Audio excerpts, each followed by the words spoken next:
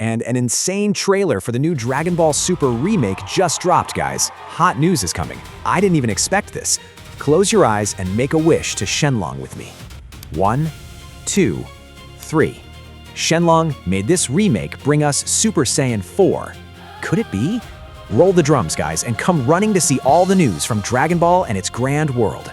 Go ahead and subscribe to the channel, leave your like, and hit the bell notification. This trailer sells the idea of a more tense Dragon Ball, more self-aware of its own universe, and with higher stakes.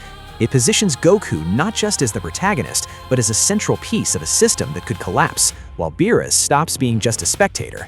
Dragon Ball Z is back. What a moment, guys!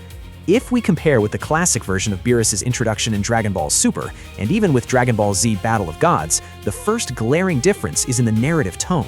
In the old version, Beerus is introduced almost as a capricious entity, someone dangerous but with very evident comedic traits. There is tension, but it is constantly broken by humor, especially in the interactions with Whis and even with the Saiyans themselves.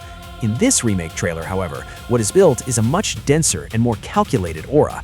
Beerus does not seem curious, he seems investigative. This completely changes the layer of the character. Instead of a god who wakes up out of boredom and goes after the Super Saiyan god out of interest, here he appears to be responding to something greater, almost as if he already knows that an imbalance is coming. This change directly impacts Goku's role. In the old version, Goku is the engine of the story. He wants to fight, wants to test his limits, and this ends up leading to the confrontation with Beerus. In this reading of the trailer, Goku seems more reactive than provocative. He still seeks evolution, but there is a feeling that he is being pulled toward a level that perhaps even he does not fully understand yet. When we get into depth and layers, the contrast becomes even more interesting. The original saga works with the idea of the Super Saiyan God as something almost mystical, but still simple in execution, a ritual, a power increase, and a direct confrontation. It works, but it is linear. In this remake, the trailer suggests multiple layers happening at the same time. Power is not just a transformation, it is treated as something with greater implications. Beerus observes, Goku responds, and there's a constant tension that this power may have consequences beyond the fight itself. This brings it closer to the approach the manga adopted later, where each evolution has weight and cost. Another strong point is the construction of scenes. In the old version, many sequences are straightforward: presentation, confrontation, resolution. Here, the trailer uses slower cuts, strategic silences, and framings that place Goku small before Beerus, reinforcing the difference in scale. This brings a more cinematic language, closer to what we have seen in modern productions of the franchise. About Beerus' new powers, at least the ones demonstrated there, Kagebonshin, or Tenshinhan's Shishin no Ken. Yes, that's right, Tenshinhan already used a clone technique, and that is quite classic within Dragon Ball. The trailer gives the impression of something important. He is not just using pure destruction casually. There is a feeling of much greater control, almost as if we are seeing levels of a god of destruction's power that were never explored in the original version.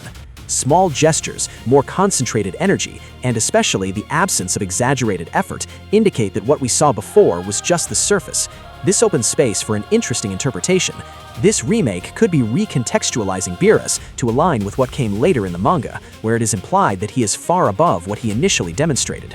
If you look at the Beerus of the Dragon Ball Super anime and compare with the manga version, it seems like we are seeing the same god of destruction, but in practice, they are two very different readings of the same character, almost as if the story were treating him with distinct intentions in each medium.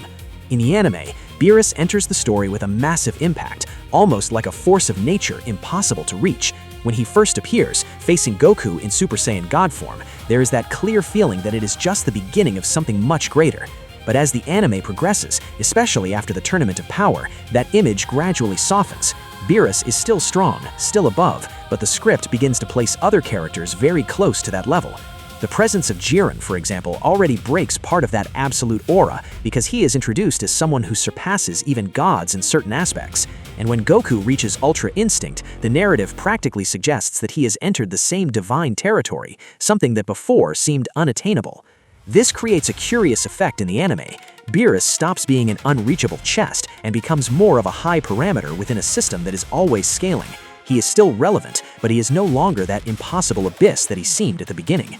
In several moments, he assumes almost the role of spectator, reacting to events, commenting, sometimes showing surprise, which humanizes the character, but also reduces that feeling of absolute supremacy. In the manga, the treatment is completely different. Beerus is not just strong, he is structurally placed as something the protagonist still cannot fully understand. Even after everything Goku learns about Ultra Instinct, it is implied that his mastery is still far from ideal, and Beerus reinforces this with a much more critical and distant posture. He doesn't react with surprise in the same way as in the anime, he observes like someone who already knows the limits of what is being shown. Another important point is behavior.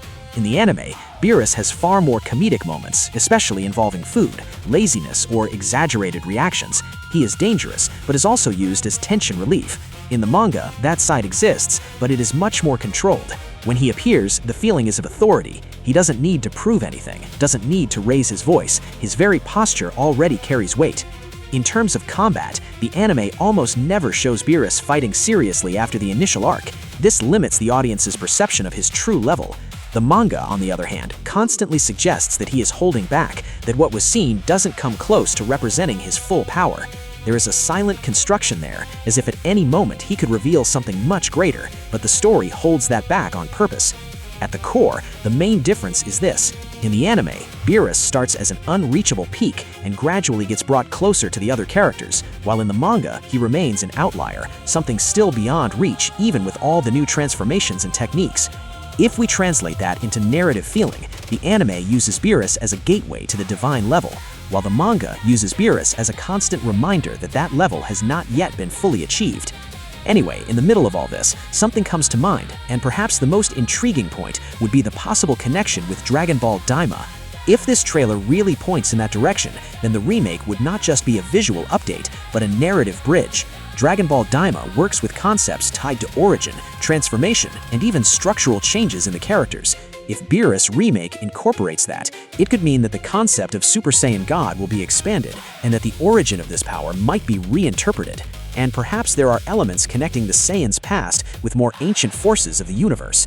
This would give much more depth to the arc, something the original version did not fully explore. This makes the powers more characteristic, and in fact, Goku would use Super Saiyan God less in fights. It wouldn't be as excessive as in the old anime version, and could even bring Super Saiyan 4 further down the line as an evolutionary option. The idea itself makes total sense in part, but needs an important adjustment so it doesn't become a contradiction within Dragon Ball Super's logic. If we follow the line closer to the manga, where Beerus continues to be a level far above, then yes, the powers become more characteristic and less squandered. This directly changes how Goku uses his transformations. In the anime, Super Saiyan God ends up losing part of its weight because it is quickly absorbed and replaced by Super Saiyan Blue. This creates that feeling of constant and somewhat disposable escalation. In a more controlled approach, the God form would not be a passing stage, it would be a more refined state, used with intention, not with frequency. That is, Goku would use it less, yes, but when he did, it would have real impact. It would be something closer to technique than brute transformation, almost like what happens with Ultra Instinct in the manga, which requires a specific mental state. Now, about not being as excessive as in the anime, that depends on the narrative direction. If the divine power is treated with more limits and consequences, the fights become less explosive and more technical. That fits much more with the idea of gods, absolute control, not excess. But here is the point where I need to firmly correct something. Bringing Super Saiyan 4 as a direct evolution within this logic does not fit naturally.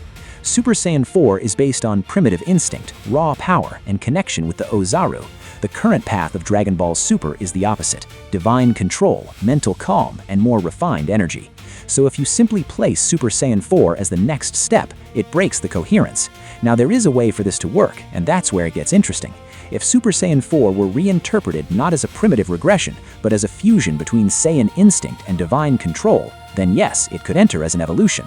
Something like Goku masters Ultra Instinct, but realizes he is denying his Saiyan nature, and then creates a state where he maintains Ultra Instinct's control, but activates the raw instinct of the race.